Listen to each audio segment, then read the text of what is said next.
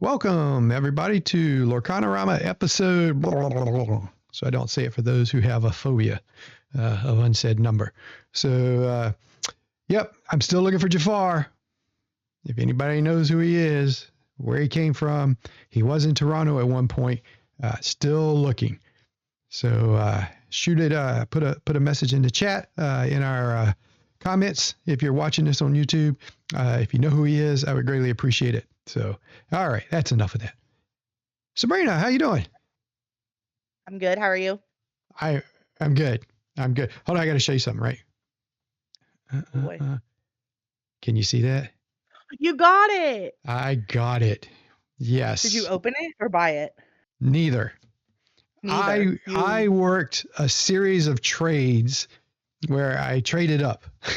So okay. Someone in our local store had pulled it, and we had an agreement before the set because she wanted a Lilo or Stitch or both. Yeah, I remember that. And she said if she got that, she'd hold it for me, and I'd try and get the Lilo. Well, I didn't get a Lilo. She pulled this like first day, and then last week, someone locally opened up a Lilo, and I shot him a message, said, "Hey, I'm interested in that. What do you want?" Well, he was looking for a lady enchanted. So I traded him the lady enchanted plus some stuff to make up the difference. Got the Lilo. Then I traded the Lilo and a Rapunzel and some other stuff.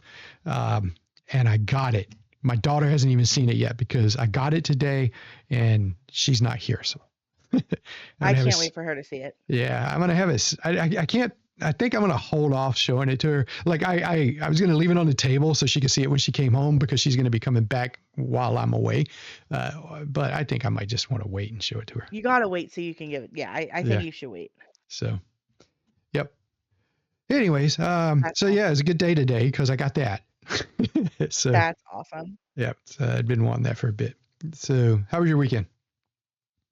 Too short, but it was good. Been up at my parents' house, so I got to spend some time with my parents and my grandparents and get my nails done and all that fun stuff. No Lorcana for me this weekend. Oh, okay. Dang. All righty. Well, you're gonna get plenty of it next weekend, right? With Worlds.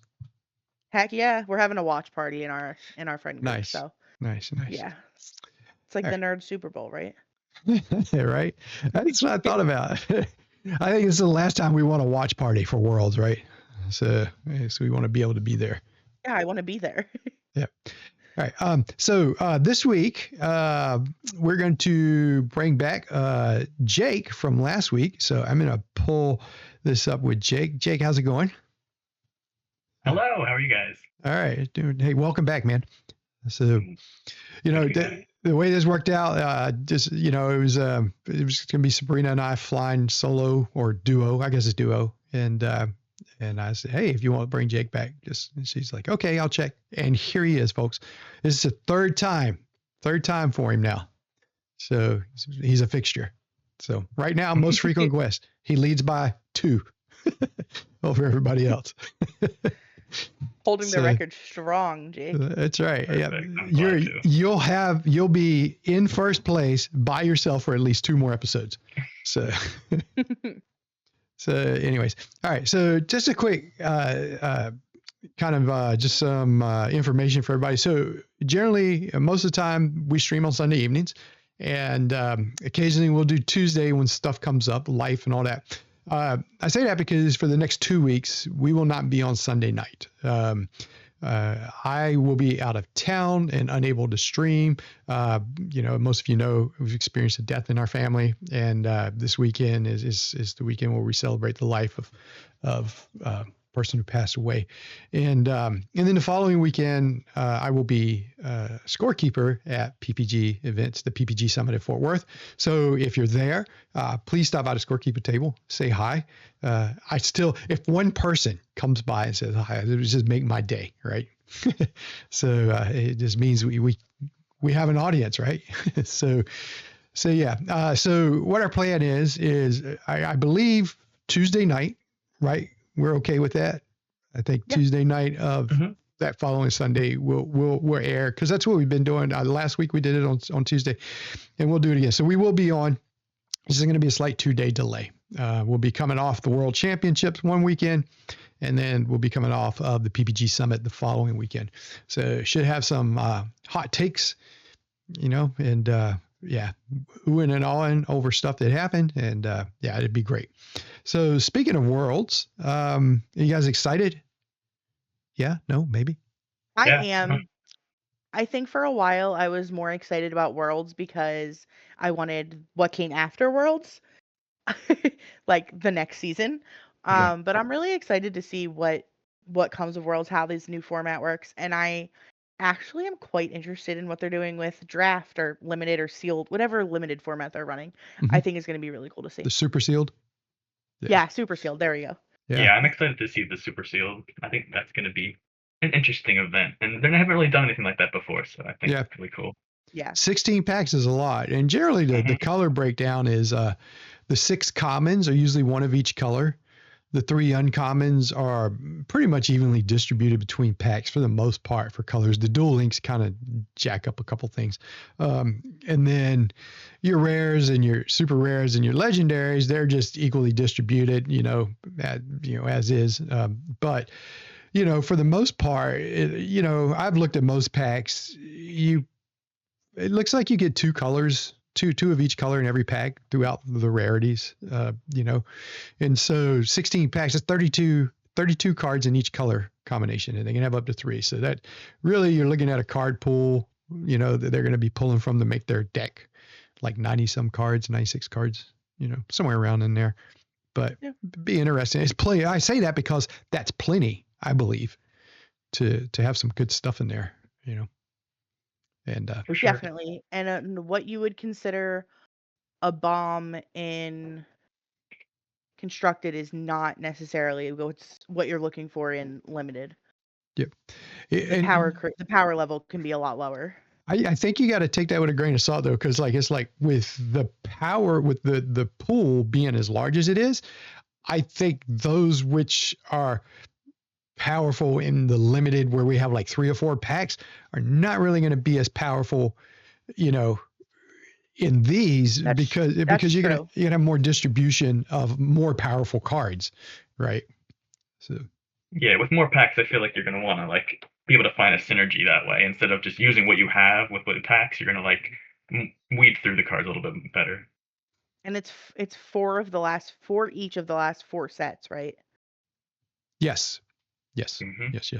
I think those dual ink cards from the last 2 sets could really make or break what you're doing, because it can throw some extra synergy in there, and then the fact that you'll be able to use multiple dual color cards. Like if you're playing 3 colors, say you're playing green, purple, yellow, you get to play the green purple cards, the green yellow cards, and the purple yellow cards. Right. So you can find different synergies that I don't think we've even looked at before. Yeah, it'd be neat to see if. Go ahead, Jake. I was just gonna say that making it 3 colors, limiting it that way, definitely makes it so that you have to think a lot more when you're building your decks. And I think, like she said, the ability to have the color combinations that aren't necessarily seen, maybe an amber steel and then an amber emerald. I feel like that, the combo, or the ability to have all 3 like that is gonna be cool. I know it probably won't happen, but one thing I would hope they would do, and if it doesn't happen, I understand why, is when the players sit down to build their decks, let's put them on camera and let's watch. I want to see some of them, how they sort their stuff out and how they start looking at the cards and, what they're staring at. I think that'd be cool because, the folks that are playing there are very talented. They're the best Lorcana players that we have. And, and some of the best TCG players that we know. And so to get a glimpse into the processes through which they go through right there on the spot would be kind of neat. Now, will it happen? Even if they couldn't release it right away, even if they had to delay releasing it, I think it would be cool. Yeah, I think that would be cool. Yeah. Because I don't know if it's on a delay or whatever. I think the deck list, they have to turn in a deck list, but I don't know if the deck list is made available to opponents for that. So, but. And that's going to be the main deck list, and then they can swap it out per game, right? Right. So they just have to remain back to the original deck list. Right. Do they have to stay in the same 3 colors? I think so, right? Did they not say that? I think they did specifically say I back like thought to they the original. specified. Yeah, because the cards you don't use Like when are your changing, sideboard. the sideboard is of those colors, I think. Though. Yeah. Yep. Okay, yeah. Yep. Anyways, it'd be interesting. I like that. I like, and one of the things I want to talk about too was, I mentioned this earlier, is the fact that the format for Constructed, I spent like 2 or 3 days just mulling over how brilliant I think it is. It's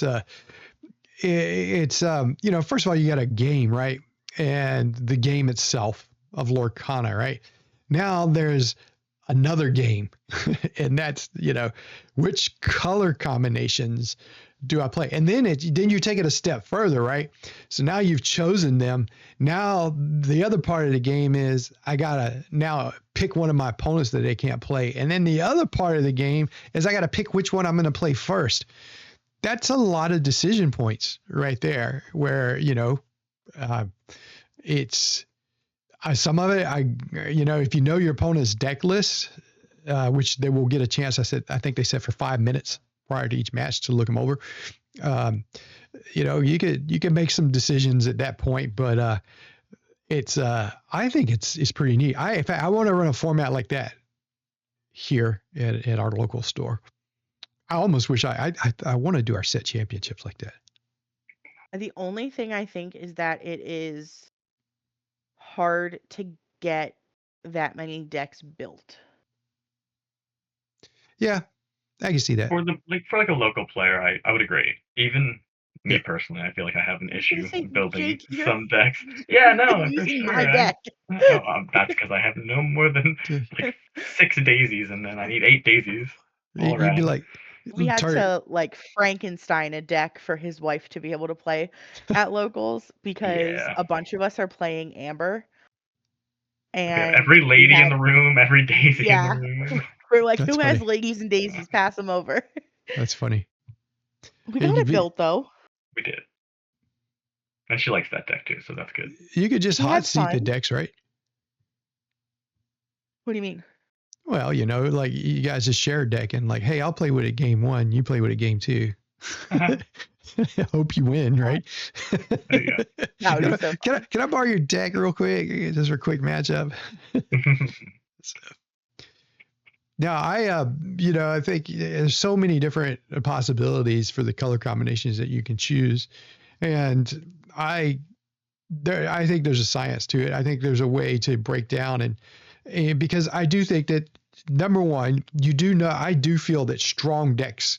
We know what the strong decks are right now. The great thing is the meta is wide open. So it's not just like, back when Green Steel and back when Ruby Sapphire were like the main decks to beat, it was almost a guarantee. Well, they're going to have Ruby Sapphire and somebody's going to have Green Steel because they were the best decks, right? So now there are some clear decks, I think decks that are better than others, but there is more than 2 decks.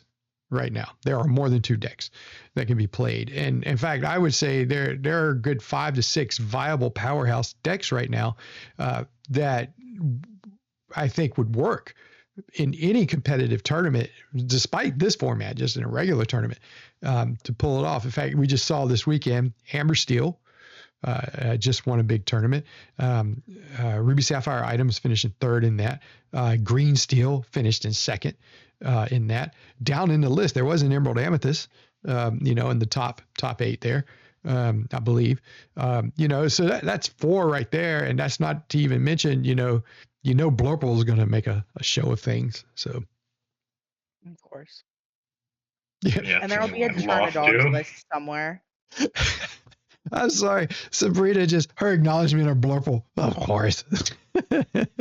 So, that deck is like the bane of my existence because for some reason at the one set champs last set champs, literally 3/4 of the room was playing Blurple. Yeah. Mm-hmm. Yeah, that's what I lost to in the championship. and ours. And I told my friend on the way there, I was like, I can beat everything, but at the time, I just couldn't beat Blurple, and I would just accept the fact that if I played against Blurple, I was going to lose. And one person brought Blurple, and he was a really good player. In fact, he won the set championship prior to me winning the last one. And, and he piloted it very well. And I just took my lumps. I had to take it like a man.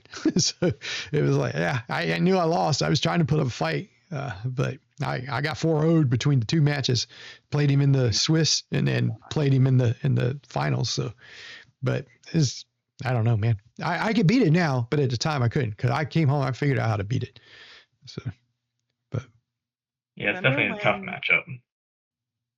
What did that Mufasa deck that Henry used to run? What was the second color in that, Jake? Do you remember? Was that The Blurple before Mufasa Blurple was deck? big?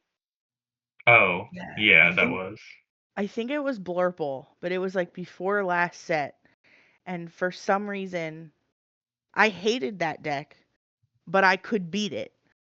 But it was like it made me mad that I had to play. It was like it would make me mad that I had to spend whole turns taking out their cards, even though I would be fine afterwards. Like I would stabilize and win, but it would be like, oh, But this they is just such a kept putting waste of a stuff down. turn. Yeah, and I think they definitely just improved since the past few sets, like being able to put the bells in there and having Definitely. like Iago and that whole like evasive package too made it really good. Yeah. and that Somebody I card, played this week misplayed against me, and that was why they lost. They realized after that if they sequenced it differently, they would have won. It's so Into pretty, the Kelsey. unknown. well, I think that card too I think that's what pushes Blurple over the top right now. Just that removal. I've only seen one person play a Blurple, and I haven't seen them play that, so I think it would be really good against some aggro Are they decks. winning a lot? The one that I played beat my butt. Okay. All right. Well, then we should probably follow them, not us, right? Yes. No, I've played online every Blurple deck. Like I've run him 2 now. It seems to have this card. I can get past them, but the card is aggravating because I have to know that every time I turn something sideways, I'm setting it up for removal, easy removal. Especially since Bell can sing it. It's just even more frustrating. Really early. Being able to like take a daisy out pretty easily like that. And I think it's great too because that deck has a problem with Rhino unless it gets Bell in this. It gets Bell in this, Rhino's not a problem, right? Just let it turn sideways, do what it's going to do. Don't get me started on Rhino. I have hot takes on Rhino. Are you playing Amber Steel? So good. Yeah. Are you playing that card? Yeah. Well, then why do well, let's hear it. Let's hear the hot takes because I don't know why you would say anything bad about it if you're in the deck you're playing. I'm going to take you back to like set 4. Okay. When I was infuriated by items decks. And I used to say, actually, I was just infuriated by any deck that ran blue. But I used to hate playing against Cogsworth. Because when you play against Cogsworth, it feels like the weight of the world is against the table from you, and you can't do anything about it. But when you play Cogsworth, it feels like I played a card that's going to get taken out in 2 turns. It's just have a target on its back. And that's how I feel when I play Rhino. I play against Rhino, and I'm like, how am I supposed to remove this brick of a card that is messing up everything about my day? And then when I play Rhino, it gets taken out in 1 turn. And I'm like, I don't know. I don't see the appeal. It's not that good. You got to know what color you're playing against when you're playing it, and then see what they can do. If it's Amethyst, you got to worry about the Yelenas or the crabs, and if it's steel, you got to worry about the elongated Zeus, and you got to think about those specific things that you can like. If they throw on a daisy, you're shifting that Rhino like easy. But if they're gonna throw like a Cindy or something out, like you got to watch out. The card is really good. Don't get me wrong, and in the same respect, Cogsworth was really good. But I hate cards that playing against they feel so strong, and when I play them they feel useless. Like it just makes me so mad. Well, let me ask the obvious question. Okay, do you prepare for facing them with your deck?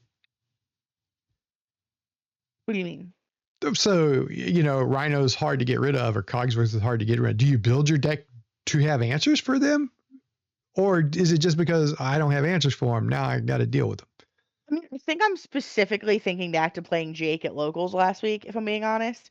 And his version of Amber Steel is just going to take out my Rhino before my deck is going to take out his. Like, it's just the way they're built. Fair enough. So It did not make me want to he's quit Lorcana forever. So the answer to the question is he's prepared to deal with Rhino, but you're not. Yeah. His deck is just better than Mira. Yeah, well, there you go. That's what you got. You just got to fix your deck to prepare for Rhino, because I'm telling you, you're going to see a lot of build, it. Though. What's that? I don't like his build. It's not fast enough. It's fast enough to beat you, evidently. No, it's fine. We had already split. But I still beat you, though. It's fine. I got my $30 store credit. I was like cursing myself. I shouldn't have split. All right. Yeah, so you should have worked friends. I know. Tell you what. Let's. I'm going to take a moment here and give a shout out to our sponsors. Yep, that's it. We don't have any. All right. So, yep. Actually, I wanted to do this in the middle of it. I wanted to give a shout out to Matified. They're about to, they're in the process of making new mats. And so they're at some point soon, you'll be able to kind of like custom order online. But anyways, here's their website, matified.com. Give a shout out to them as always, just personal friends with them. And so just wanted to give them some love on here. Appreciate all the donations they have made to various tournaments for prizing, to get, to just put some beautiful mats in folks' hands. So anyways, so yeah, I just wanted to do this at the beginning rather than the end while folks might actually still be watching. So it's kind of like the Super Bowl, people dwindle away towards the end of it, right? So, all right, let's go ahead and let's start with our tier list.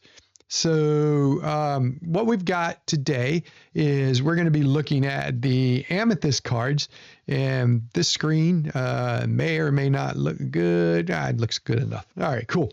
So we decided to take a slightly different approach to the Amethyst cards for the sake of time.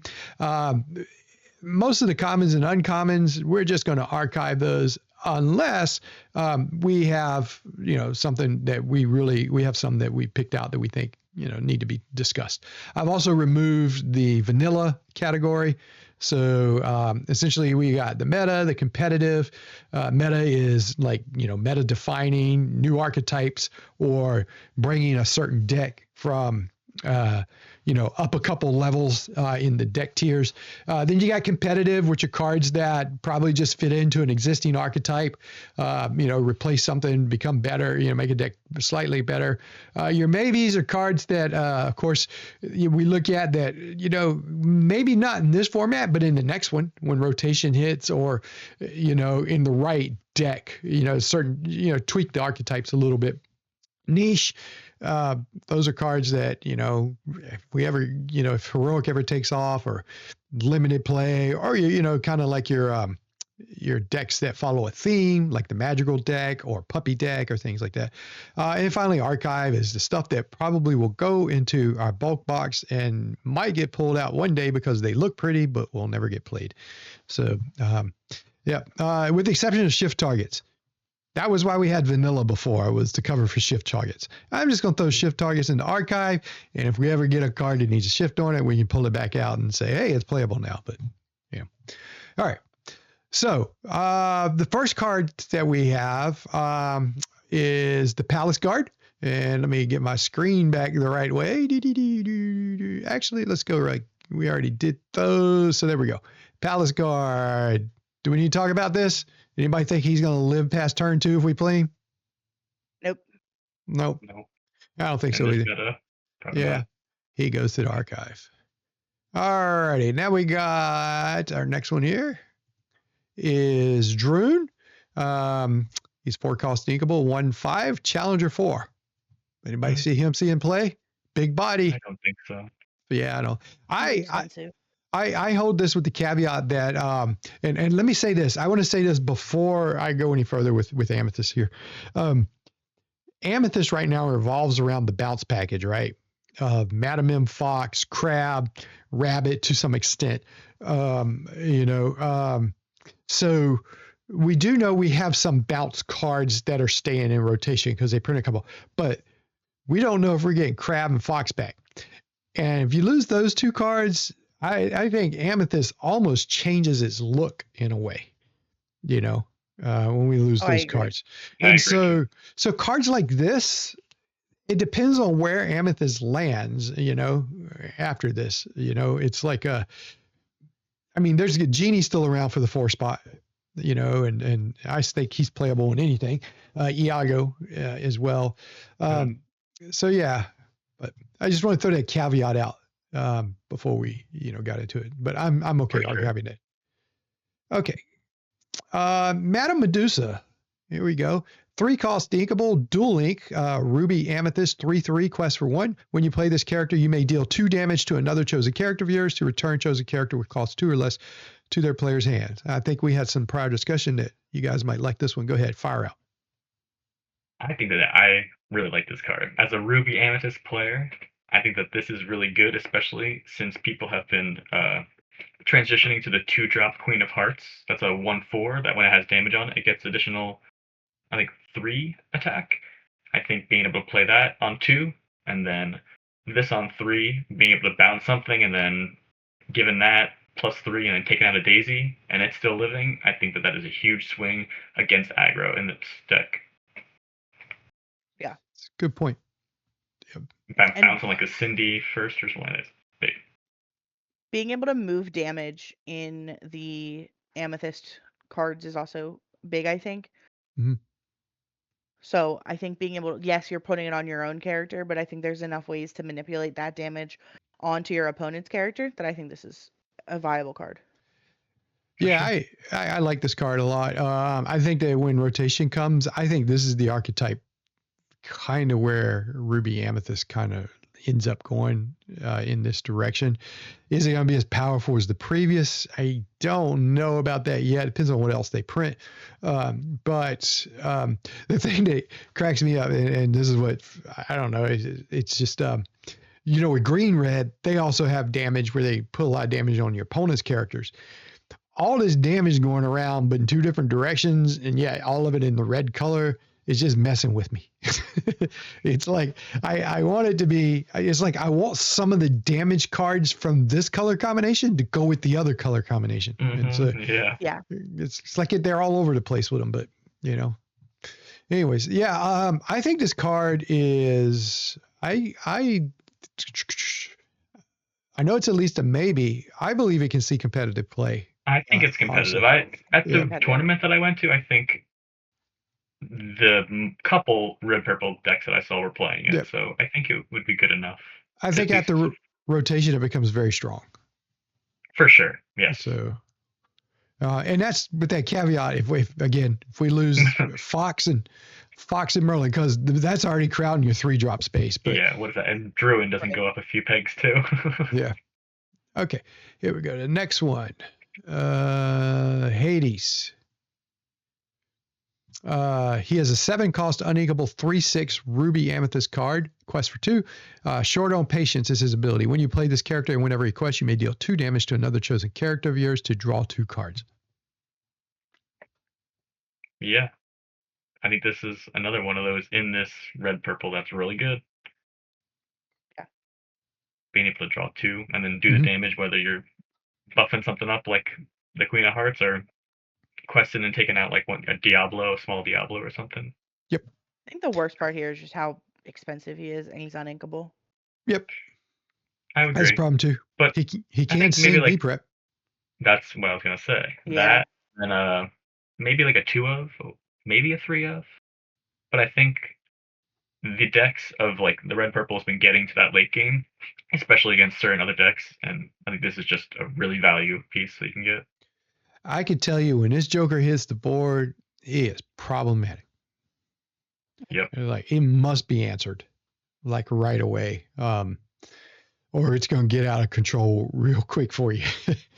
It's like you think of Hiram when Hiram used to draw 2 cards constantly, and you roll your eyes, be like, now he'll turn sideways and quest for 2. Hiram did the same thing, right? Now granted, he's uninkable and he costs 7. But when you get to that point in the game and he's on the board, you don't care what he costs. It's like, crap. So, because he does it when he comes into play. And this is, to me, this is Hiram all over again on another level. Although I know everybody's going to be like, you're crazy. Hiram was broken. There was a reason he's banned. This guy is not getting banned. I'm just saying that when you're sitting across from him at that point in the game, you're going to start having flashbacks. It'll feel like it probably. Yeah. Yep. It's he's tough. I lean on. I'll let you guys go. Where do you guys think he goes? I think he could be competitive as well too. I think he's got a slot in that deck. I don't know how many of, but I think the card draw late in game, if you're not able to I have a get there and question you're before I rank him, though. Sure. what? So he has to have another character. You have to have another character on board that he can target, correct? Yeah, it's another character. So you have to have a character on board Yep. Yes. in order to do his ability. Yep. I don't know. I think that this card is less strong with that stipulation. Well, of course it is. Significantly. Yeah, I think so. I agree. I think this is a maybe to me. I could see it. I've never run into. Now he's not going to be fun to drop after you play a B prep, right? No, for sure. But that hurts. But so far, every time I've run against him, having other characters on the board has not been a problem for my opponent. So having at least and one. especially in my situation where I'm going to be playing like an aggro deck, I'm not really worried about taking their stuff out. So they most likely will have an Elsa or a Genie or something like that they can do 2 damage to pretty easily. Yeah, I think did you guys want to do competitive, maybe meta, niche? What do you think? I'm swinging for the competitive side, but I'll let you guys be the. I'm at a maybe with this one. I think there's too many drawbacks. We'll have Kelsey be the deciding factor. No. No. Well, I'm gonna drop him competitive because I lean actually on the side of he is borderline meta defining for me because I think decks are built around moving up to him and him carrying on the end game. So I think the decks can get there now. They're close to getting there now. I think maybe a card or 2 shy, really. But he's close. Yeah, he's tough to deal with. Like I said, he's tough to deal with. Well, he's a must deal with. When he hits the board, you must deal with him. Mm-hmm. So I think the enter play effect is huge. I think having that and then the quest, it just makes it even better. And set up with the right deck, that 2 damage is most of the time to your benefit. I think it's beneficial half the time if you build the deck correctly. And so, by the way, if you're listening to us and you're in the chat, feel free to drop comments on what you think about the cards. Think about our choices. We're not perfect. And this is a community tier list, right? Right or wrong? Well, it's right if I say it, right? Of course. As a joke. Okay, here we go. Lena Saberwing. She is a 3-cost inkable steel amethyst card, 1/3 evasive, quest for 1. She has an ability. You may exert her to deal 1 damage to chosen character. I think it's a neat ability, but honestly, I think we'd probably archive her unless you guys disagree. I think she's not that great. It's archived for me. Okay. Yep. All right, so let's go to Abu. Abu is a 6-cost inkable steel amethyst 3/7 character with the vanish ability. Quest for 1. It says whenever this character quests, gain lore equal to the lore of chosen opposing character. Thoughts on this one? I think it's too expensive. Too expensive, and I think it's too easy to get rid of. Yep. If it was when it enters, it might be a little different, but I think it would. Go ahead. I think it would make sense almost if it were to gain when it enters in the purple steel type of like deck. I think like the giant cobra, you're getting a lot of instant lore. I feel like that would make sense, but since it's quest, I think you would have to have an takes too additional long. cost. Yeah. Like giant cobra does, but I agree at that. But I think it's an option, especially with the vanish having a big body like that. It's not bad, but too expensive though. Yeah. I'll archive that joker. I toyed around with niching him, but He's a neat ability. I like that ability. I do too. Bruno. He is a common 4-cost inkable 3/4 body. Quest for 1. When you play his character, chosen opposing character can't ready at start of their next turn. All right. Archive. I'm not archive. I'm gonna put that in niche. Because I think think it could be. he fits in the magical deck, but he's he's a shift target for the other Bruno, but his ability though to keep a character from readying up is pretty, it can be pretty effective, but I just niche. Pauses that 80s for a turn. Yeah, true. Yep. All right, here we go. Royal Guard is an interesting card. Common, 1-cost inkable, 1/2 body. Whenever you draw a card, this character gains Challenger +1 this turn. So any quest for 1. So essentially, every turn he's a 2/2, right? Every turn that you on your turn, he's a 2/2. However,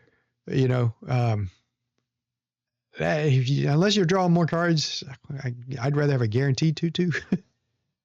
So, but yeah, anyway. I guess there's options, but if you're trying to do it for the early game and a 1-drop, I don't think you're going to be like singing Friends anytime soon or getting like multiple cards off of it. Yeah. Archive this guy? Yes. He's interesting. He might be able to be niche, I would say. Yeah, he might be able to be exploited, but not yet. I can see it, but yeah, not yet, I don't think. Okay, next card after Royal Guard is Cusco, 4-cost inkable common. Seeing some play in some Blurple decks. What's that? Someone in chat says he's been seeing some play in some Blurple decks. Oh, hey, John Henry, how you doing? Why was that word so hard for me to say? Which one? I feel like I slow mode on the word blurple. I was like, blurple. Oh, no. I'm buffering. Yeah. It's the blurple. You weren't happy about the blurple. Yeah. I can see him seeing some play in those decks. I mean, that deck has the ability to, with Bell on turn 1, sing Friends on turn 2. But I mean, you'd have to drop him on turn 2. So turn 3, you'd be wanting to sing it, and it's just another big body. I think you drop in Seems awkward. Yeah, there's not a correct time, and then you'd have to maybe hope that they have something exerted that's worth taking out.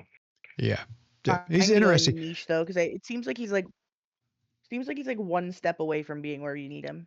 And then as we're saying, once we're rotating out, I'll put him what in gets maybe. rotated out? The Broom gets rotated out, and does Churnabox followers also get rotated out too? I'm not sure. I believe so. Yes, I think so. Yes, Broom is 3 and Churnabox follower might be 4. So yeah, that's. So I'm gonna Sale on 2, and now he's at 3/2. That's also true. I'm gonna drop this guy here on in maybe. I don't like putting him in archive because the first time I looked at him, I was like, okay, how can I exploit it? Whenever you're asking this about a card, you're not the only person asking it, and there will eventually be a way to exploit it, right? So, that is true, and I have seen some decks with it, so I wouldn't just throw it down there. People are running on it. 2, and now he's a 3/2. Play Sale on 2, John Henry. Play Sale on 2. Now he's a 3/2. Yeah. There you go. That's how you do it. Can you just tell I hate blue? We're gonna do the blue tier list. We might need someone to replace me for that week. I'm gonna be like, it's the best card ever, and I hate it. I'm mad about it. So I'm mad about it. So so in chat, I'm just gonna say it. Well, I don't want to call people's names out, but Mr. Williams there. Make sure you hang around for the Emerald Amethyst cards, okay? So, anyways, he's Emerald Amethyst player too. So, ooh, love it. Oh, it's 4 of us here. Mm-hmm. 4. Hey, we should. I'm not gonna say it. Yeah, be quiet anymore. All right, here we go. Cusco. I digressed. Okay, here we go. 4-cost inkable. Amethyst card, 1/3 body, quest for 1. When you play this character, you may return chosen character item or location with cost 2 or less to their player's hand. Now, when I see 4-cost inkable and a 1/3 body, I'm going to look at that ability and go, what the heck does he do? That's the first thing I said. Like 3, usually 1/3 bodies are on turn 1, right? So this ability is worth 3 ink to the developers. So when you play this character, you may return chosen character, item, or location with cost 2 or less to their player's hand. So, yeah, I mean, it's Kit Cloud Kicker came in on 3. I think turn 4 is 1 turn too late, but I agree. And then also having the stipulation where it has to be 2 or less, I think that makes it a little worse too. yeah, with cost 2 or less. And remember, Kit was it deals strength with 2 or less. items or locations too. Yeah. So it's very varied. But I don't Right. know what 2 or less item or location I care enough about to bounce it. Hidden You don't want Cove. to bounce popsicle. Yeah. Hidden Cove. Right. Or that's it. Hidden Cove. Cove, What's Ice Block? Mine, or Rapunzel's Tower. Yeah. How much is Ice Block? 1. Sapphire Coil. They'll come back though. Yeah. Yeah. It's yeah. All right. I do still think it's overpriced. You know, archive. I think that's where it is. If it was 3, I could see it maybe not seeing play, but also just being like tested in some decks if there was like a big problem. But yeah, too expensive. Okay. Let's go to Megare. Meg. All right. 3 cost inkable amethyst card, 2/5 body. Now that's a big body for 1 less ink than the other guys. Quest for 1. While you have a character named Hades in play, this character gains Challenger +2. I'm going to go with niche in this. Anything that's part of a combo, depends on anything else, has potential in the right deck, but there aren't enough low cost purple Hades out there, amethyst Hades. I feel like every time we're looking for like, oh, we just need a shift target, or oh, we just need this at a lower cost, we haven't been seeing them. That's just archive. I It'll feel come like out. her body alone makes her at least semi-playable, though. A 2/5? 4/5. Yeah, 4/5 and Challenger. Yeah, it should be. Yeah, on 3. That's not bad actually. Let me go back to her. Let me read that one more time. Where's our Hades at? What kind of Hades can we put in these decks? Well, we got the Hades that we just talked about, but that would limit us. And then you got the green Hades. You got the amber Hades. The amber one, the amber amethyst, and play that on 4 after this on 3, and then you could have it on curve maybe. That's a 2/5 is on turn 3 is not bad actually. That's what I'm saying. Like, the body alone makes me think like there's a spot for that. Yep. I'm very excited to see what rotates out and what's staying, because that also will help us determine so many of these things too. I'm gonna drop her a maybe. I think that body is. I keep saying every time we say that body, it is a female character on there. I'm like, watch your language, Kelsey. Well, I started it, so PG. It makes it a little better. Or PG. Sorry, kids. All right. Okay. Here we go. Yelena. 3 cost inkable, 2/3 quest for 2. Go ahead. Go ahead. I'm sorry. No, go ahead. We should, just Jake said, when we get the rotation, it'll make us look at these differently. We should do a revisit episode. Once we confirm rotation, like what's staying and what's going, we should revisit these lists and see if anything really changed. Just look over and be like, whoa, what were we thinking? Aaron in chat says, I like how the Megare is worse set 1 Jafar. It's a valid point. Yeah. That is true, actually. That's true. Okay, here we go. Yelena. 3 cost inkable, 2/3 quest for 2. When you play this character, chosen character gains Challenger 2 this turn. She's seeing play. Mm-hmm. She is seeing play. Yep. I think especially against Rhino, being able to throw Bell out and then throwing this out on like a Blurple deck, being able to take that out is pretty good. It's just another crab. Like, it's not the +3, but it's good. No. I think where crab strength lies is not only comes into play, but leaves play effect, because you can run crab into something and let it die, and then challenge something up. Yeah, but this is not to be underestimated. I've been playing with he's a tramp in my Emerald Amethyst deck, and having that ability to early on just pump up anything in your deck is just invaluable right now, and so I think his card is very playable. honestly, especially the quest for 2. Because you don't feel like you're wasting it, right? You're like, well, if it lives, I'm getting 2 lore out of it next turn. So, yeah. The Sisu. Aaron said, set 1 Jafar is a 4-cost, 2/5 quest for 1 with Challenger +3. And also the Sisu, which is a 0/5 quest for 2 that gets +1 for cards in hand. The Sisu, I don't know. Maybe why are we interpreting Meg as so much better? Yeah, I don't know. It's 2/5 guaranteed body, right? But she doesn't get bigger. Well, she does when you're challenging, but not when she's defending. That's the thing I don't like about challenger characters is like, yeah, ace. Okay, let's go back to Yelena. Let's not lose her. I want to get through our list tonight. Sorry. No, we're good. Yelena. I think she's competitive. Yeah, she's definitely competitive. Yeah, now I agree. and I after think I've rotation. seen her in enough decks to Yep. consider that. All right. Here we go. Ryder. 4 cost, 3/4 evasive. I will just archive him. All right. I'm not even going to bore y'all with his details. Same with Bambi. Although 3/2 on turn 2 is not to be scoffed at. All right.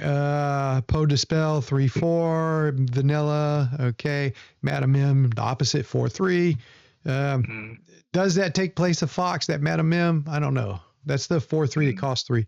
I don't think so because she doesn't have Rush. But here, let me pull it up for folks. I think the Rush is what makes her the Fox so good. Yeah.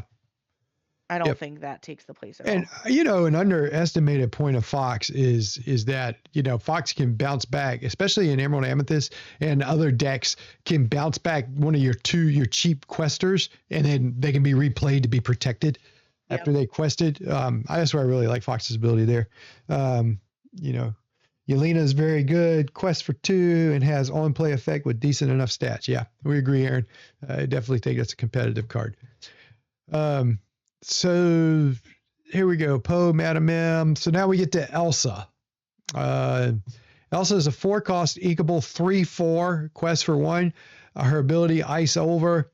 Choose and pay 1 ink. Choose and discard a card. Exert chosen opposing character.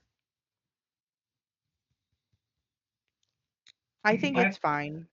I haven't seen a lot of play on it, but I think that the ability to exert something is just really huge. Yeah. Yeah. I don't discount that. I'm trying to think of in the 4 slot with this. I think right now, and even in the future with what we know is rotating now, right now, you got to compete with Genie for sure. You got to compete with Iago. Yeah, that's tough competition there. For sure. Yeah, as someone in the chat said, that they're able to get it down on 3 because of Blurple, you're usually ramping on 2. Yep. Yeah. As a 1, they say they play it as a 1 of. Yeah. I think it's fine. I just think that the 5-drop evasive Rush Elsa is better. Well, I would agree with that. I'm not comparing it to that card. There's a reason that card costs a little bit more. And this is about too, when I think about it, I was like, what slot does it fit in with what archetypes? I do, I look at it. Of course, I have an Emerald Amethyst lens, and then I go Amethyst Ruby lens, then I go Blurple lens. The rest of them just kind of fall by the wayside, but I think it's an interesting ability. The discarded card is interesting too. Maybe I can get my pull the lever in the discard pile, with it. True. So that'll be neat. So, yep. I think it's a maybe. I'm not convinced on it yet, but I can't write it off really. Do you guys have a problem with me dropping it there, or you think I should niche it or somewhere else? I think it goes. That's fair. Okay. All right. Pinocchio. Here we go. Pinocchio. 4-cost inkable amethyst card. 0/4 body. Quest for 2. Evasive. And his ability got to keep real quiet once during your turn. Whenever you ready this character, you may draw a card. So, you're looking at, you play him. Then the next turn you quest with him. So it's not until 2 turns after you play him, unless you have something to ready him up before then, that you're going to benefit from that card draw. So what do we think of this card? I think it's just not there yet. I think what you were saying with the ability to ready it, if you have something like that, could be good. Yeah. Also, giving it evasive makes it a little bit better. So if you do end up questing with it, when it Yeah. does get ready, it's harder to take out. But I think it's still just not there. It takes too Yeah, long. Yeah. it's definitely above an archive for me, but below competitive. I can tell you where, like, I tried it. I've had it in my decks. I've had no cost dropping it, no problem dropping it. And I'll play it just to see how it works. And in a world of brawls and Sisus, little Sisus, and Elsa tapping it, and then Elsa and Genie running into it, and nothing to show for it, is aggravating. It's like you feel like, why did I even bother putting this card in my deck? That's where I landed with it. You know, I don't think it's quite ready for prime time right now. Stuff that maybe more readily readies your characters, which we have plenty of that in red decks. So, yeah, of course, Jiminy. Yep. So, Jiminy and Pinocchio have gone together since the beginning, which they should, right? So, You think this card art is sick though? yeah, it's a gorgeous card. I It's love such a it. cool perspective. Yeah, the foil is amazing. It's one of my Mhm. favorite foils in this set.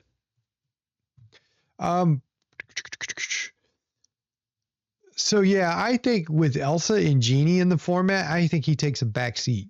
It's just where I land with him. But I'm not saying he's not playable and he's not powerful. He just doesn't have the survivability that I need to really benefit from it. And most of the time to really get its effect, it's going to really depend on tricks, having the right cards to, flip him up or whatever, So, but anyways, Where do you think we should put him? I'm on niche him. Because I think, yeah, I think in the right deck. So, all right, so here we go. We got Jiminy coming up next. Let's see what Jiminy does. Jiminy Cricket, 2-cost inkable Amethyst card, 1/1.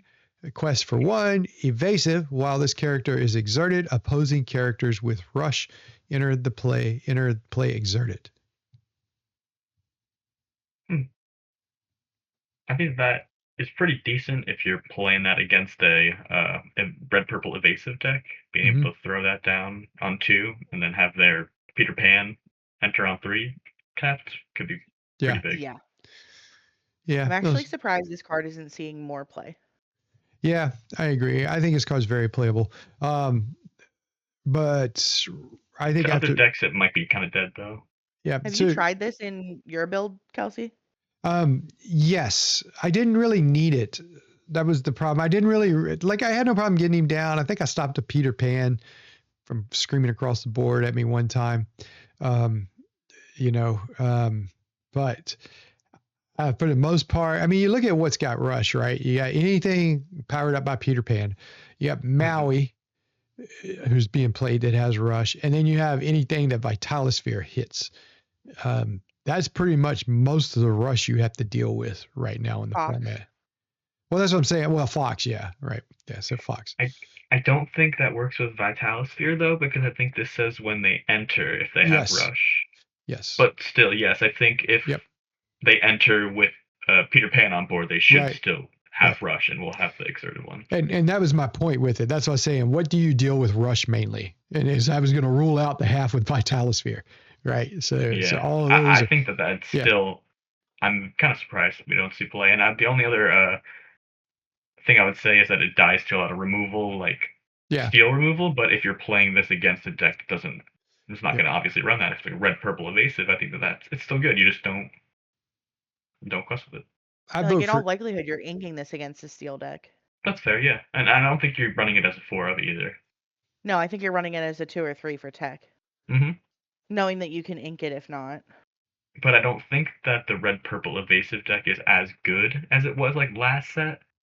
No, but I think the green-purple evasive one is scary to deal with. Fair, true.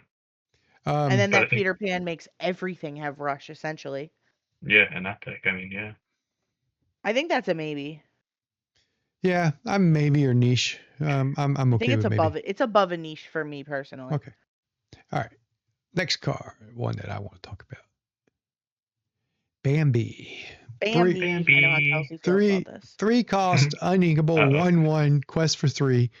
When you play this character, gain 1 lore, and kind of bashful, when an opponent plays a character, return this character to your hand. Before I tell you what I think about the card, I love the flavor. I've said this before when we reviewed it, how, the fact that he takes off when another character comes into play, just like a real deer would. I just think that's so cool. So I just love the way they did that. So yeah, what do you guys think of this card before I say anything? I love it, but I'll let you guys say. I like this card. I just don't think it has a competitive spot right now. Yeah. So as soon as it came out, it was the first card that I tested, out of all the new cards. So I tried to figure out the right number. I went with 4 just so I can make sure I have it, because it's what I do to start off with. Yeah. And I can tell you, I never quested with it. Never. Never. The 3 lore is irrelevant.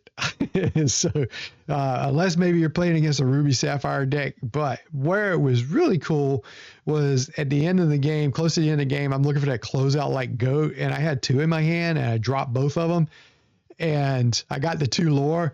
Then my opponent, he played a character, he sent him back to my hand. I was guaranteed 2 lore the next turn. I dropped him again, and I had one guy. Basically, I had him on the board, and I went to 18. And that was, it's pretty much like, yeah, GG now, because he couldn't win. He knew if he played a character, he was going to bounce it back to my hand. Now, if they get directly removed, that's the trick to it. But so I like the card a lot, and I think you're correct, Sabrina. It's not really quite competitive yet, at least with the current archetypes. I think that Emerald Amethyst is probably the best home for this card. To be honest with you, maybe even Amethyst Amber, but the problem that I have with them is that they already have so many uninkable cards that it's tough to fit many of him in there. But he's like a goat, man. Except you can't ink him.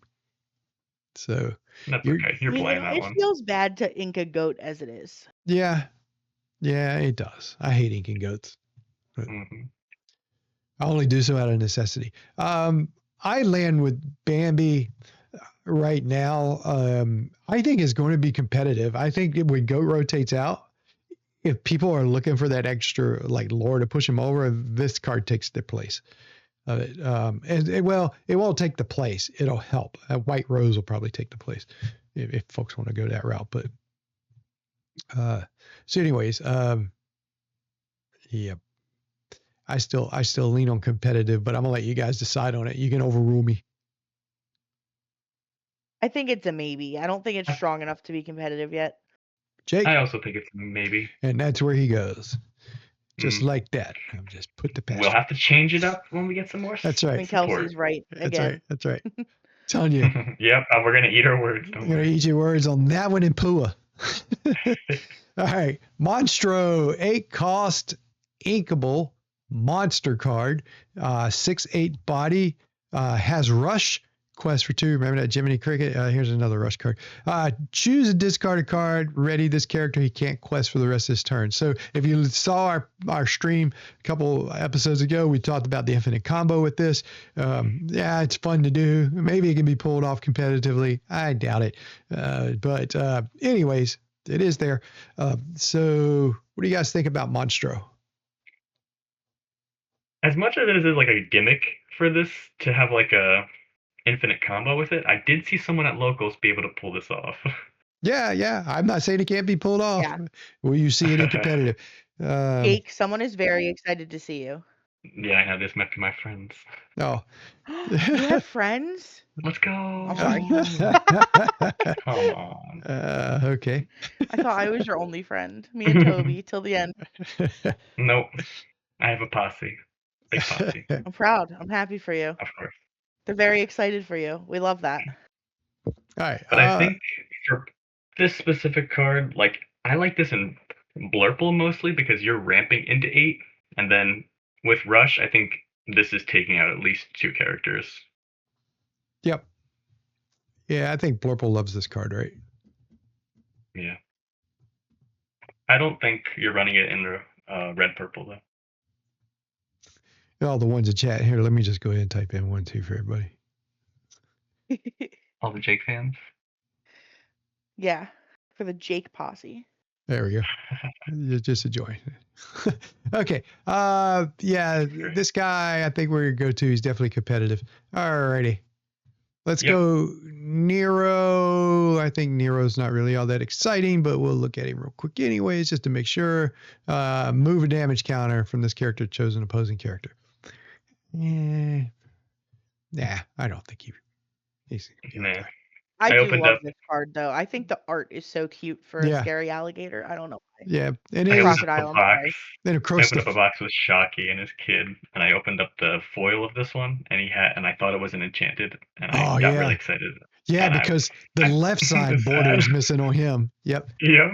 And that's the side you see first. Most people see the left side of the card first, right? And so, that's exactly that one. Yep. Yep. I was like, oh no, I'm so sorry, guys. I got them so hyped up. I haven't opened him yet, so I can't be mad about him like I was with Dewey. So. Oh. All right.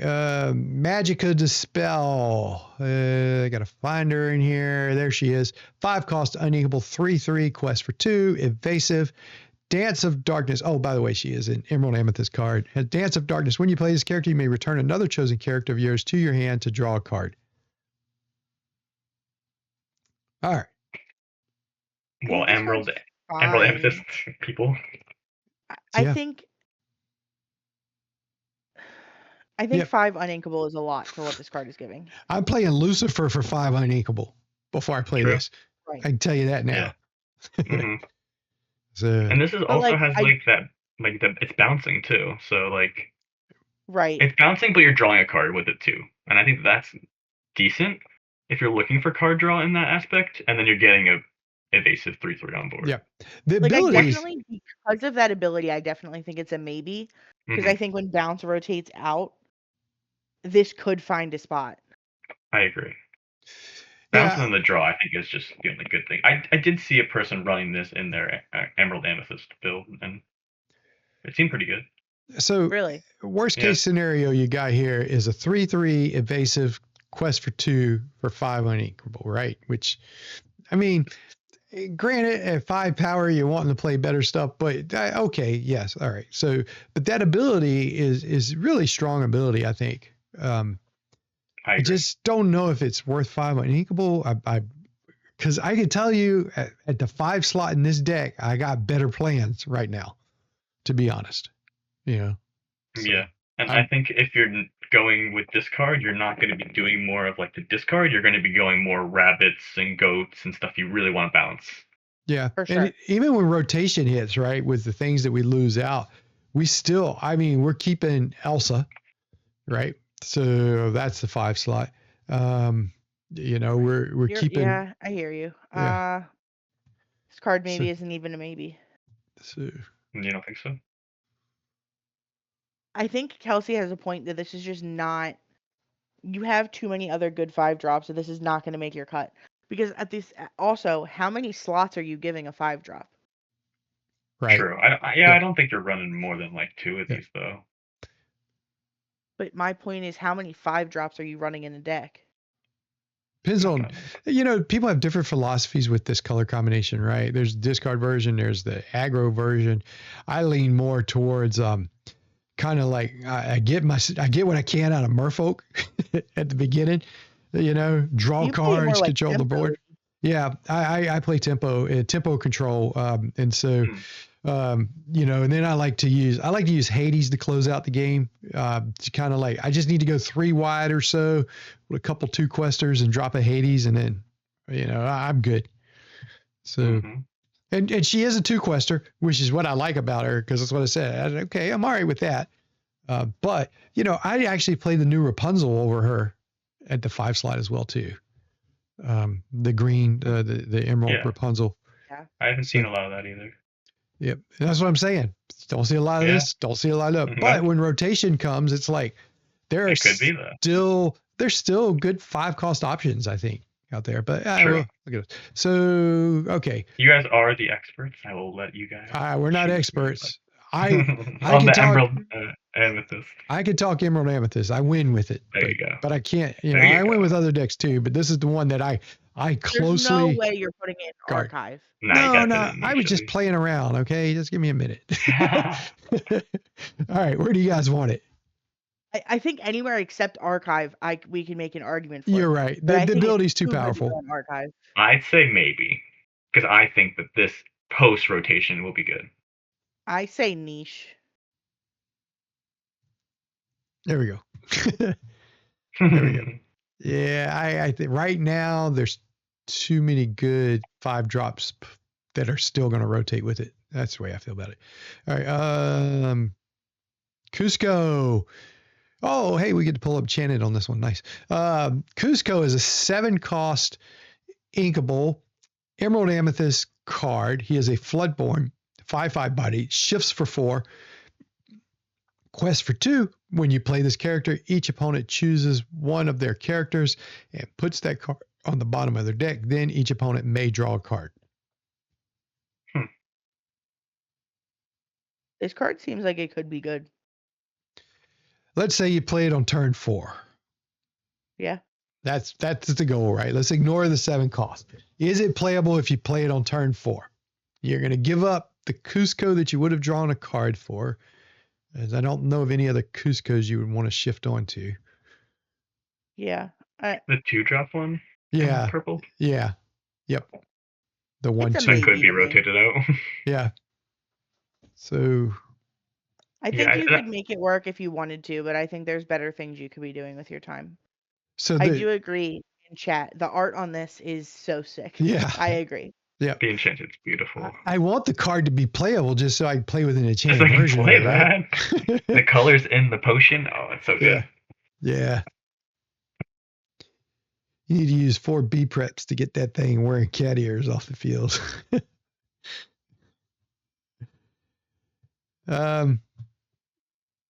Yeah, I don't know. I don't think he's playable. Sadly. Good enchanted, but so I mean, I leave it up to everybody else on that one. I mean, that's in my color combination, that's the one I say mine's the one I play. I'm never going to play it. Right. Because I'm about to lose my shift target unless they come up with a better shift target for him. I'm about to lose the best one. I can't archive it, but I can even archive it. I don't, even on turn 4. It's a niche to me. Is that just a bailout though? So you really think it's niche? Or you just feel bad putting it in archive? I think there's a deck that you could make that work in. Which one? I wish there was more things to shift. I guess you could morph too. You get the Cusco and the morph. Oh, the morph. Well, we're losing morph too, right? So no, he's got to get rotated. To me, morph will get reprinted. Absolutely. You think so? That's a lot of faith. Yeah. He doesn't see enough play to be a problem. So, but he does see and he enough has so play much to potential, and he will still stay in there as like that. So, do you guys remember the Emerald Hades it cost 4, and you could exert him and banish a chosen character of yours, and then play another one of the same name for free? So, yeah. Cusco, the green one, right? Cusco was my first target for his ability. I was like, 2 cost Cusco, which when I banish him, I'm gonna draw a card, and then I can drop that 5 cost Cusco, the 2/4, the quest for 3 that wouldn't, I was like, oh, I got to make this work. I can never really get it to work like I wanted to. There's just too many pieces there. But that's what I think about with him. I'm like, well, could I cheat him in somehow? And even then, I'm like, yeah. So okay, let's go to Yzma. We've beat that one to death there. All right, Yzma. He is super rare. She 6 cost uninkable. 3/6 body, Emerald Amethyst card, quest for 2. When you play this character, if you have a card named Pull the Lever in your discard, you may search your deck for a card named Wrong Lever and reveal that to all players. Put that card into your hand and shuffle your deck. I think we need to have a... Go ahead. Sorry. Are you good? Yes, my apologies. Okay, all right. So... I think we need to have a conversation about Pull the Lever and Wrong Lever. And those cards are reviewed here, but let's just say, let's say those cards are playable, and they may be or may not be. They were this weekend. So, does this card make it in a deck that has those cards, just for this ability? No. I think that they're played, that those wrong lever and pull lever are played over this, and those, they just need them for synergy. You don't need this. Yeah, I don't think you I need this to make think them work. this takes it into like, how do I say this? You know when people talk about building like a theme deck? Yeah. To me, adding this now we're building a Yeah, theme deck. for sure. So We're not I would, playing a competitive yeah. deck. We're going to a theme deck. Yeah. This is a Dan Which is code. fine. I'm not hating on that. Yeah, But no. we're ranking on a competitive scale. Yeah, Yes. I would agree with that. That's niche it, right? I think niche is the best category. I think this is the definition of niche. Yeah, when you said that, I was like, yeah, that's just a niche then. We weren't going to talk about every card, but it seems like we are. All right, here we go. Madam Mim. Oh my gosh, do we really have that many left to do? We're gonna fly through it. Do you guys want to? You want to punt it for the next one, or you want to fire this away? I'm good for tonight, so it's up to you guys. I'm good. Sabrina's like, Guess I'll hang in there. It's past my Rapid bedtime. fire, let's go. I gotta be at work tomorrow. Madam Mim, 6 cost uninkable, ruby amethyst, 6/5 body, shifts for 2. That's cool, right? But her ability, when you play this character, banish her or return another chosen character of yours to your hand. So my first thought on this are, first of all, you need a good shift target, right? So if you have a 1-drop Madam Mim, which we don't have right now, then you can shift her on 2, but you need another card to bounce back, right? So now we got to wait to turn 3 before we really can shift her, because you got to have another character out. Unless you cheated Belle out, which you can't because they're not in the right color, right? So even though she shifts for 2, she's not going to come down to turn 3. And right now, the only 2-drop Madam Mim is a snake, which bounced the creature back that you needed to begin with. So now you got to play that 1-drop again on turn 3 to get her in. It's a mess. It looks like I just don't think this is playable. Yeah, let's archive. Probably not. Unless you shift it with the Madam Mim vanilla one. Don't get me wrong. Somebody's going to find something cool to do with it. But not now. No, all right. For sure not now. All right. Let's see. Mother Gothel, 2 cost uninkable, enchanted card, which was one of the enchantments I pulled. Yay. Ruby Amethyst, 1/3 body, quest for 1. When you play this character, you may deal 2 damage to another character of yours to give that character challenger 1. And when this character is banished, you can return this card to your hand. Oh my gosh. This card's good. This card has a hidden Mickey on it. I didn't even realize on the right. Yeah. Oh yeah. There it is. That's so funny. Yep. I think this card is pretty playable in that archetype. Now, Ruby Amethyst now, no, but I think at the rotation, when I think it starts to migrate towards that damaged archetype, and even before then, might be playable, especially with, if you have a 1/3 on turn 1, Yeah, I think so. Deep too. I mean, 2 for that ability, I think is pretty good. Yep. I think she's playable. Because you can just do it as a combat trick later. Yeah. I'm putting her in competitive. This is, again, competitive. We take an eye to rotation, so we're pretty close to it. All right. Blue Fairy. Blue Fairy. I like her. I don't know if she's playable, but I like her. 2 cost, inkable, 2/2 evasive. She is a Amethyst Sapphire card, has evasive, quest for 1, and has support. Pretty straightforward abilities, this is but the definition of vanilla, but we don't have vanilla anymore. Yeah, I don't know though. If you didn't have Tipo to drop on turn 2, I think this is a good turn 2 in Blurple. So, but anyways, I'll punt her. I like her, but I think it's archive worthy. He is evasive though, and can take out a Diablo. That support ability is not to be underrated though. So True. I don't know. That's I think what she I'm might saying. go above One of the archive biggest just ones. because she can take out a Diablo. That's nicher. Anna. She might be maybe. What's that? She might be maybe. You just keep going up. Well, I'm at maybe on her, but since you guys are in doubt, since you guys are in doubt with her, I think being able to take out a Diablo automatically makes you playable. Right. Well, that deck has no problem taking I Diablo don't know out about that.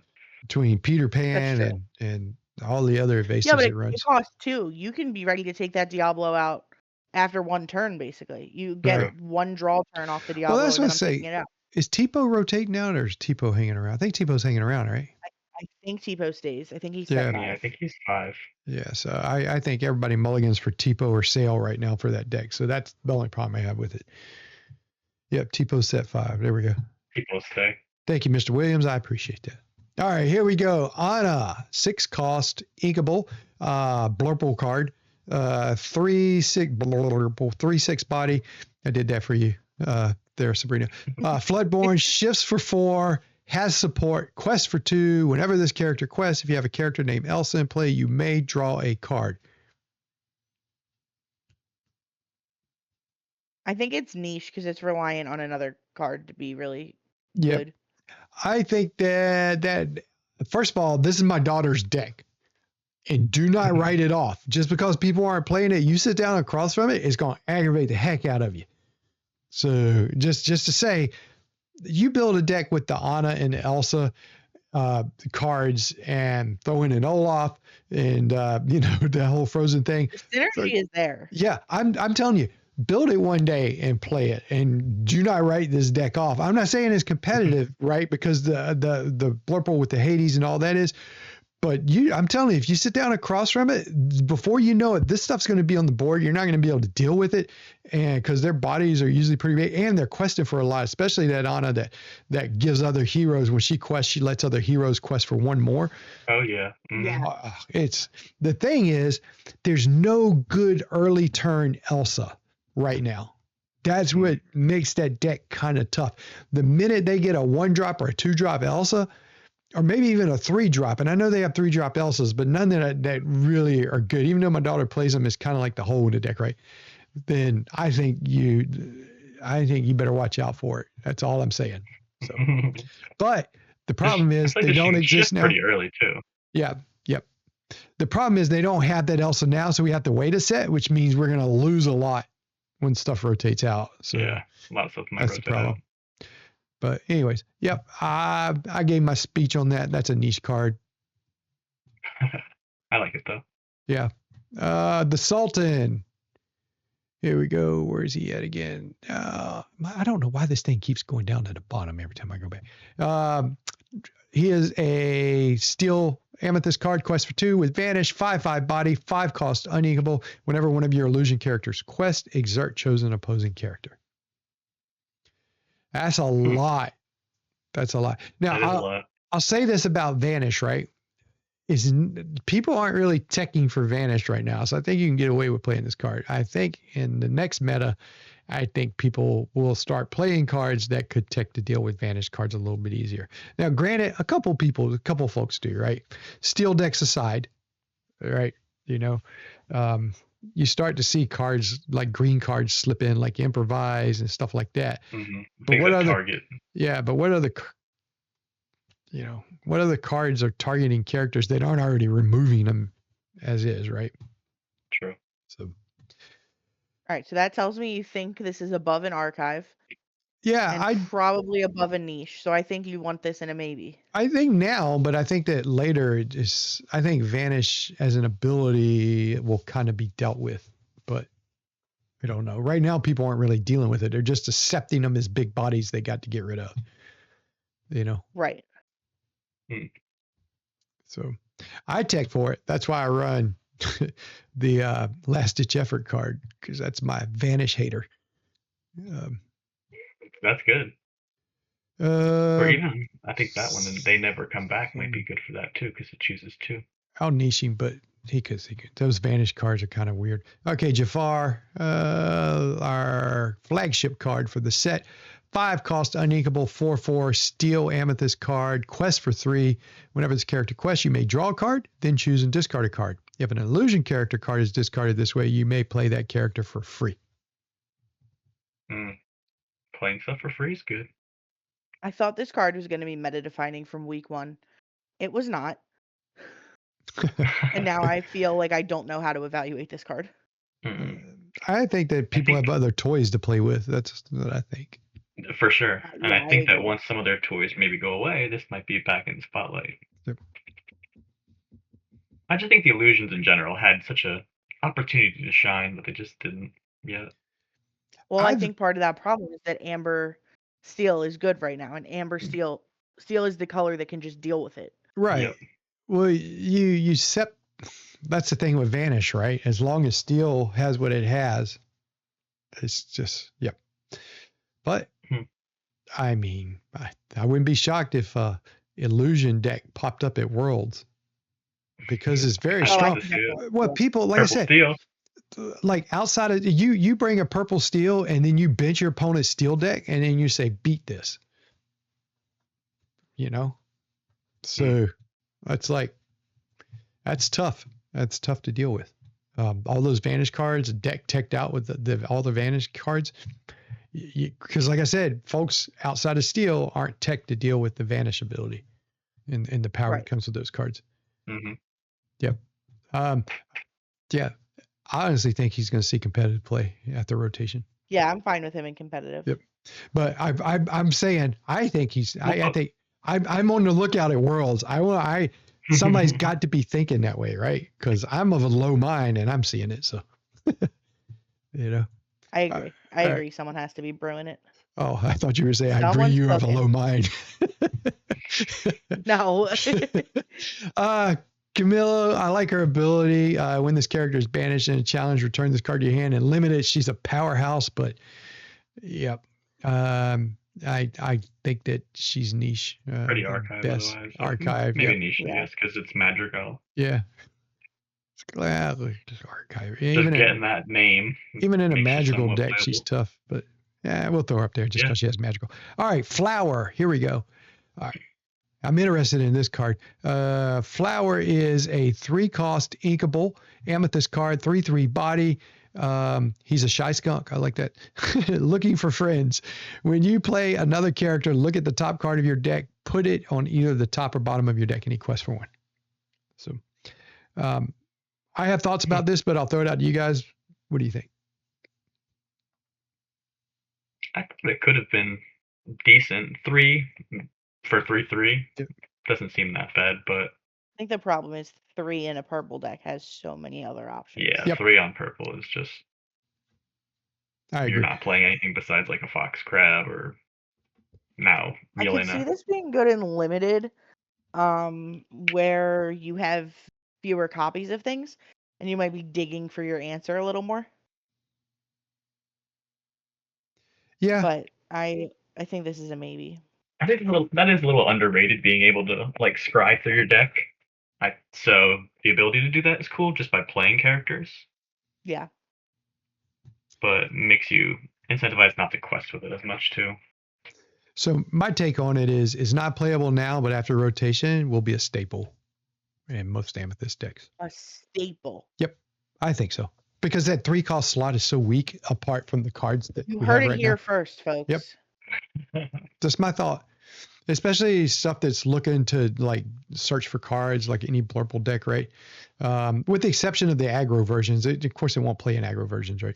But anything that's looking to do any type of control, I think that this card is a good body at that place and we're losing the 2 best cards. Now, if Crab rotates in, if Fox rotates in, if either of those rotates in,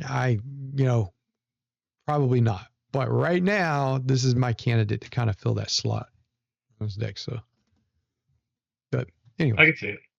Yeah, that's where I'm at. I'll put maybe on Can't wait there. to follow up on this one. Yeah, I'll put maybe because I do think that after rotation that becomes a good card. All right, Forest Duel. We're now into our actions and items. Forest Duel, which is a pretty cool card. Your character is a 5-cost inkable action. Your characters gain Challenger +2, and when this character is banished in a challenge, return this card to your hand this turn. This is a limited bomb, right? So, it is very good in limited. I have played it in limited and I like it, but being 5 and then getting your character back, I think it's too expensive. So I tried this out. Like what I did was I swapped out Cricky for it because I run Cricky in my Emerald Amethyst deck. And I said, let me see if I like this over Cricky, which I didn't think I would because I like that Cricky quest for 3 on the next turn. And so I still am on the fence about it because a lot of times I would ink it when I saw it and I really wouldn't hold on to it. Whereas Cricky, I would hold on to, and so I just need to change I need to treat it like Cricky when I see it in my hand and hold on to it just to get to that point. I was able to use it once or twice and it was okay. Most of the time when I was doing that challenging with the characters, I didn't mind losing them, but I didn't have any plans to play them again, and so that just inked them. I feel like if you can get So, some like synergy with bringing them back to your hand, like you throw a rabbit and it Yep. now has 4 attack, and then you're bringing it back, you're drawing a card, well, yeah, that's cool, but yeah.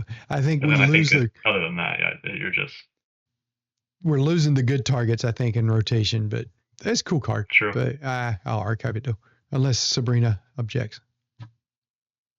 I think this is an archive for now. All right. For now, I definitely am interested to see that in the super sealed though, because I think that can be an absolute game changer. Absolutely, I would agree. There are so many of these cards that seem so good in the super sealed. Yep. I love this card. Right. They never come back. 3 cost inkable action. Up to 2 chosen characters can't ready at the start of their next turn draw a card. I just thought of how funny the name of this card is in combination with targeting illusion characters. I know, right? That's what I thought. They do never come back. So they never come back. Here's your illusion hate card that you need to be playing. Right here. Yeah, if you're an Amethyst.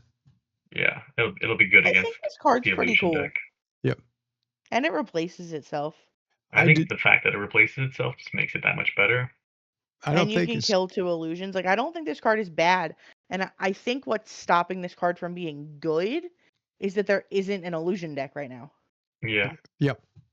Yeah, I'm gonna put maybe in there because first of all, that it replaces itself drawing a card, and basically, even having that Elsa effect on cards that aren't ready, that are already readied, it can slow down aggro quite a bit. And so I like that. But the fact that it is an illusion target, that could be fun. It remains to be seen what comes of illusions. Like, are illusions just confined to this set? Are we going to see more? That's my we've got question. Them in 2 sets now, right? Right, but we built up to Jafar, so I feel like that's kind of like a Jafar thing. That's the way I feel, anyways. I see that. Yeah, and they're going to do a new. Right. Yeah, I see where you're coming from. Yeah, so yeah, I don't know. We'll see. All right, next card on the list after that is Fantastical and Magical 9 cost unequal song. Sing together 9 for each character that sang this song. Draw a card and gain a lore. I think we know where this is going. Yeah. Yep. We're just gonna drop it in niche. Yep. Yep. I can tell you if I got that many characters on the board, which we talked about it in certain decks, right? Okay, pull the lever. Here we go. Let's talk about this card. Let's just go ahead and competitive. Yep, I think so. Although I'm not sold on it completely, but let's just go ahead. 3 cost inkable, Emerald Amethyst card. Choose one, draw 2 cards, or each opponent chooses and discards a card. Now, for those of you who aren't in the know, which most of you are, remember this goes with Wrong Lever, which Wrong Lever is a 3 cost inkable Emerald card that basically says you can return one of your opponent's characters to their hand, or if you have pulled the lever in your discard, you can put it on the bottom of your library to put your opponent's character on the bottom of the library. So this card in your discard pile makes Wrong Lever probably the best removal card in the game. So for 3. Yeah, for 3 cost inkable. So the question is, are they playable? Because they're both actions, right? So, and there was a deck this weekend that fared pretty well that ran 4 copies of both of these, or 3 of one and 4 of the other. That's what I run in my list. Yep. I found it. Go ahead. I was just going to say that the fact that this is kind of friends and kind of hypnotize at the same time, you're losing the card draw if you do decide to discard, but you're most likely going to have a Prince John in play anyway. I feel like this is good because it has the options, but the only bad thing is you can't sing it though. Yeah. Right. Yeah. I found it to be clunky in my version of the deck Are because you running Diablo? I am not. That's what I was going to say. That's why. Yeah, in Mhm. the Diablo Being version, able I think to it's an discard that off all-star. of shift. It's amazing. It's an amazing card in the Diablo deck. With wrong, I think the discard deck, that's where this card is meant to be. Now, I'm not saying it can't go in the tempo deck, but the whole point of tempo, you're losing tempo playing it. And that's Yeah. it's just kind of clunky. I'm not ignoring its effect and ignoring wrong lever's effect. They are very powerful, but again, a tempo deck has a different purpose, and I don't think it fits there. However, the person who won this week, it didn't win. That placed high this weekend was running a tempo deck with it. So I would like to see a video of them and maybe watch their play to see Interesting. how they did Yeah. it. So I'm just curious about it.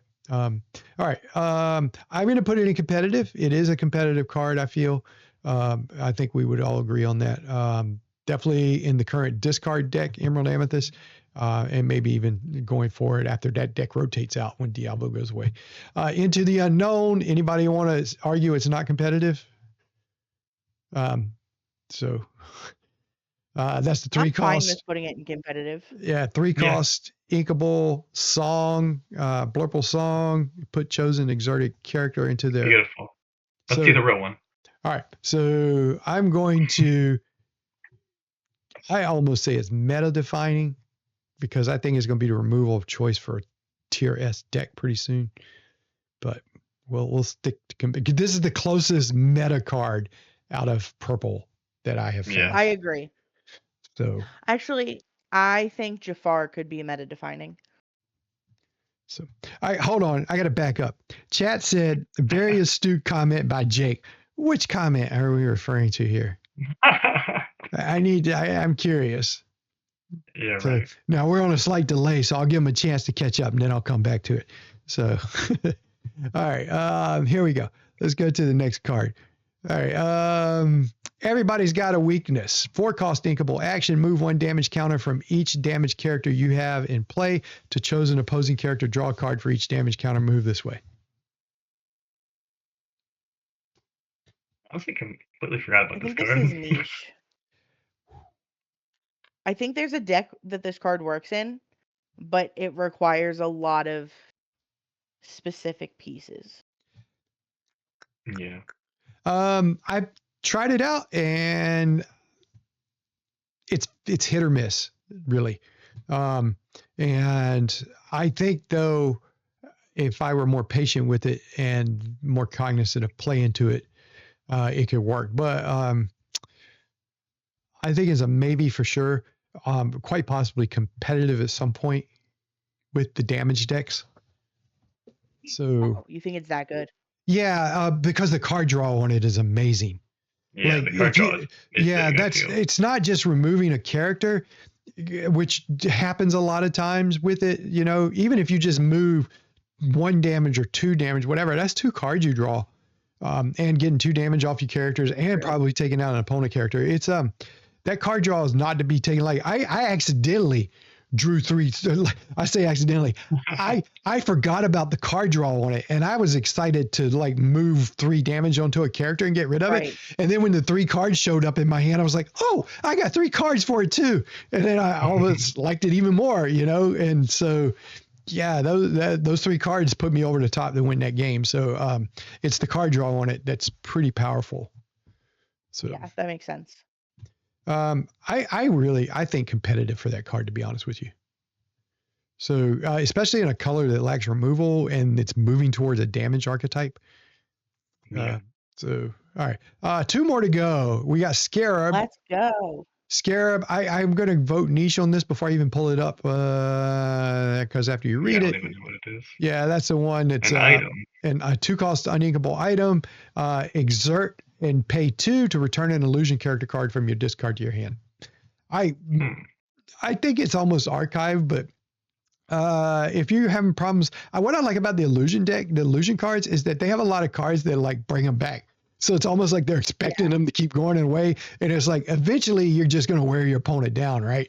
And so I think that that's a viable strategy, I think. Yeah. But Yeah. I could say niche just because it's got the illusion Yep. tag on it. Yeah, Alright. I agree. Last card, Ice Spikes, which is an interesting card. I kind of like the flavor of it. But, so 2 cost item, it's inkable. It is a blurple card. 2 abilities. 1, when you play this item, exert chosen opposing character. And then the second ability is exert the card and pay 1. You may exert chosen opposing item. It can't ready at the start of its next turn. So I'll let you guys talk about it first. Being able to exert a character is pretty big on 2. Yep.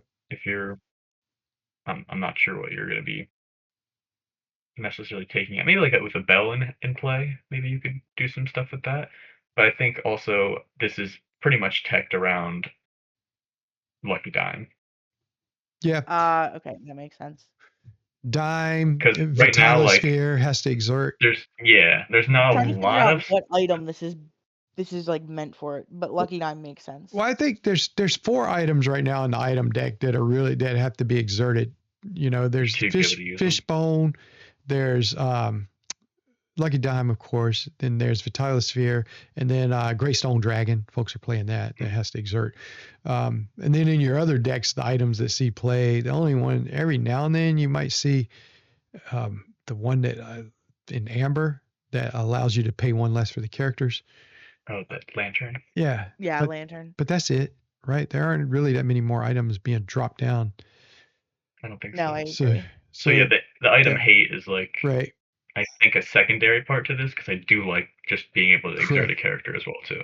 Yeah, that exerted character, I like the synergy with it with Into the Unknown, like on turn 5, Oh, yeah, drop true. this and then play Into the Unknown and get rid of their Yeah. problem character. You know, but then on turn 5, you could also just play an Elsa. yeah, you could. So I'm not anyways, sure about this card. it's archived. Nah. I just like I it. think it's archived. It's got a lot going on, but okay. So we finished our list. Any parting thoughts on this list? I'm actually disappointed at how I- many cards ended up at the bottom. Yeah, I'm not a big It's a very fan of bottom-heavy Amethyst. This set Yeah. didn't seem to bring in any hitters. Yeah, I was No. yeah, I'm disappointed too, being the colors that we like, you know. Yeah, and even the one that we got, the best one, pull the lever probably, is just kind of like, it's really dependent on another card. But the fact of the matter is that other card is really given power to is a really powerful card. So, you know, but I don't know. I'll stick to my ring the bell. I'll figure out a way to get the 1 damage on him and get rid of him that way. So It works. but yeah, any thoughts in chat? Feel free to chime in. We have gone quite a bit past our time, but that's okay. Yeah. At least for me, Sabrina may be like, you remember what we did last night? Let's not do that Fall again. asleep. So, Y'all are Yeah. killing me, Smalls. all righty. Well, that's it for our tier list. And we'll kind of, I'm not going to let Jake leave though, without having to pay the piper. So let's go here and let's find a little bit. I got your card for you, Jake. Here we go. Oh no. There we go. All righty. So Prince Eric is our card of choice for what do I do? He is a 2-cost inkable steel card, 1 strength, 3 willpower, dashing and brave. I'm not even going to tell you how much he quests for. And he's from set 1. I will say this. This card was a staple in steel decks in I set remember. 1. All right. But do you remember what he does? Oh yes, he has Challenger +2. Any quest for 1. All right, my man. You got it. All right. You know, I wanted to put this in here because I'm making the call now. He will rotate in. So, yep, that's right. This little common will be one of our rotation targets. All righty. Oh. Yep. Yeah. Jake kind of looks like Prince Eric. Does he? Hold on. No, the facial hair makes it all wrong. Yeah, you're right. He has no facial hair. Really? Oh, man. Oh. We're getting most people think so. Yeah, well, they're dashing and handsome, right? Okay. Or is it the gritting the teeth? So Oh, they think it's his hair. the hair. Oh, Well, you've worn a hat bow tie. Hold on. Hold on. I Get know, back 'cause in my camera, hair buddy. is- Buddy, get back in camera. Come on, Jake. Get back in camera. Center it up. I know. So folks can't see you. There you go. I'm There we go. I feel like sorry, I had my headphones off. I couldn't hear. Looks like an emo Prince Eric. if for those who watch Arrested Development, if you know, you know. Punk rock Jake, Prince take Eric. off the glasses. Take off the glasses, Jake. Yep. Take off the No, glasses. Let's not see. the Take off the glasses glasses. too. No, put the glasses back You're gonna on. make him blind. No, put them back on. I can't Yep, see yep. anything.